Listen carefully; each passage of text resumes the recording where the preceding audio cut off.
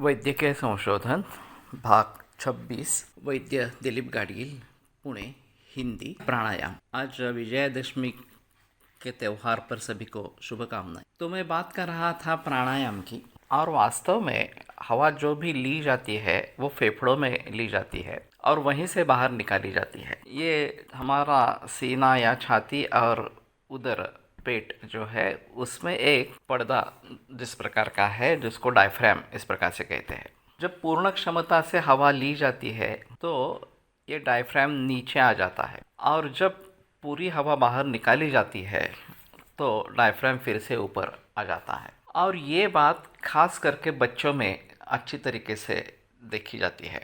बच्चे जब सोए रहते हैं तो जैसे वो सांस लेते हैं वैसे उनका जो पेट है वो ऊपर आ जाता है, और जैसे सांस छोड़ते हैं वैसे पेट नीचे चला जाता है। ये आसानी से बात देख सकते हैं। तो ये पूर्णतः नैसर्गिक इस प्रकार का श्वसन करते हैं और अपने फेफड़ों का पूरा इस्तेमाल करते हैं। जैसे हम बड़े हो जाते हैं वैसे ये नैसर्गिक प्रक्रिया नहीं रहती, और हम हमारे फेफड़ों का बहुत कम उपयोग इस प्रकार से करते हैं। तो जो भी श्वसन होगा वो उथला पुथला इस प्रकार का होगा, पूरे फेफड़ों की क्षमता इसमें प्रयोग में नहीं लाई जाती। तो इस बात को ध्यान में रखते हुए अगर हम फेफड़ों का पूरा इस्तेमाल इस प्रकार से करते हैं तो हर सांस के साथ पेट ऊपर आ जाता है, और जब सांस छोड़ते हैं तो पेट नीचे चला जाता है। आधुनिक वैद्यक में इसका जो माध्यम है, वायु का एक्सचेंज का जो माध्यम है वो रक्त बताया गया है कि ये जो फेफड़े है वहाँ पे वायु कोश है और उनके ऊपर एक रक्तवाहिनियों का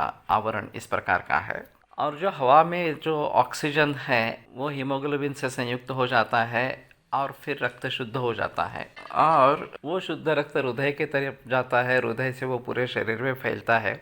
वहाँ मलरूप वायु कार्बन डाइऑक्साइड जो निर्माण होता है वो हीमोग्लोबिन से फिर से संयुक्त हो जाता है, वो फिर से हृदय में आता है, और फिर हृदय से फेफड़ों में आता है, और फिर वहाँ से शुद्ध बनकर फिर से हृदय में जाता है। तो यहाँ रक्त ही माध्यम है, लेकिन उसका संबंध हृदय से है। अब आयुर्वेद में भी ऐसा सूत्र है कि प्राणः शोणितम ही अनुवर्तते। प्राण जो है वो रक्त का अनुगमन करता है, और ये शुद्ध रक्त होना चाहिए। तो विधिना शोणितम जातम शुद्धम भवति देहिनाम देश कालोक सात्म्यानाम विधिर्य संप्रकाशिता। देश काल और ओक सात्म्य इस विधि से निर्माण हुआ रक्त ये शुद्ध रक्त होता है, और उस शुद्ध रक्त का अनुगमन वायु करता है। अब यहाँ भी रक्त ही प्रधान है, फिर भी उसका हृदय से संबंध नहीं जोड़ा गया। तो हमारे यहाँ नाभि में एक सिरा का जाल इस प्रकार का है, आयुर्वेद में जो वर्णित है इस प्रकार से। और जब हम पूरे फेफड़े भरकर सांस लेते हैं तो ये डायफ्राम नीचे आ जाता है, करीबन नाभि के यहाँ पे आ जाता है,